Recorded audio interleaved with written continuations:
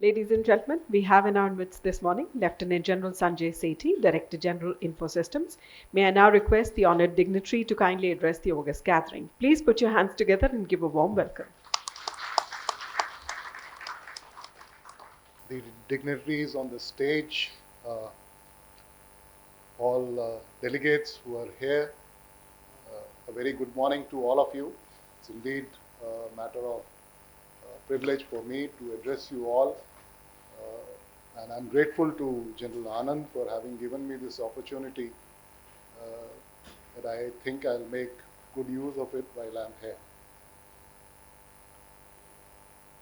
My current assignment deals with procurement and management of information systems in the Indian Army. My organization is structured to do two kinds of tasks. One, we procure big mission mode projects and make them run at enterprise level for the Indian Army, both in the operational as well as in the managerial domain. And the other is what we can't meet at the enterprise level. We have our own startup ecosystem where we develop things, where we encourage people in uniform and also those from outside to work in our labs and solve problems which the Indian Army faces. So if I was to correctly introduce myself, I'm half of a startup and half of a user of startups. So I see both sides of the story working with us. I heard the talks in the morning. I think a fabulous job being done by ECRA in promoting startups, in ensuring that the ecosystem is good to make things work and you all progress. It is indeed heartening to see the videos, the exercise on robotics. It is something fabulous and is the need of the hour. But as a user, I would like to give you my perspective of how things are changing in this domain, how the government policy initiatives are making a difference. So I'll cite two examples of two projects. Won't go into the details of the project, but then there, the classification would come into play.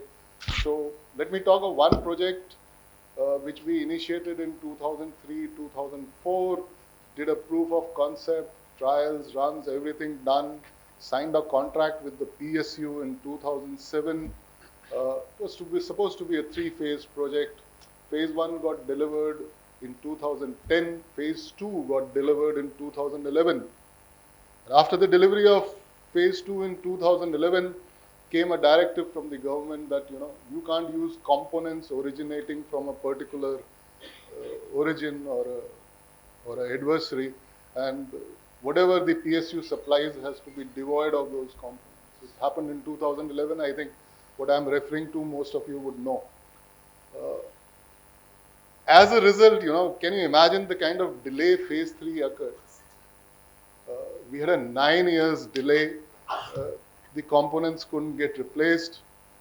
Production started, which was to be delivered in 2012, started in 20, deliveries in 21, and last year I probably signed the last acceptance.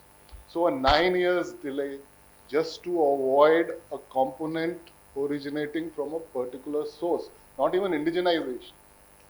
So that's the kind of challenge we face when we are putting together complex systems which demand niche technologies, state-of-art technologies, and those are not easily available because probably there is no civil end use and our requirements are very specific. Just keep this aside, I'll give you another example. We started working on a project in 2020, did a proof of concept in Victor Force in Valley. Everything went ticky-ticky-boo. RFP was out in 2022. And in IFA, our integral financial advisor in June told us, sir, he doesn't happen to be a class 1 supplier because the local content doesn't meet the requirement of 50%, whichever is the Government of India's policy on the subject.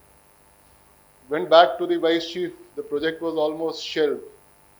There were 3 bidders, shelved in June. In October, they came back with certificates signed by chartered accountants, reputed chartered accountants, to say that their content has now increased to more than 60%. So here I'm saying, something in 2007, 2010 vintage to indigenize, it took 9 years. And something which we did in 22 to indigenize took few months, and the industry sprang back to answer our needs. And in fact, that project has now been sanctioned by the service headquarters, and we are hoping that by June we should be deploying it in Northern Command.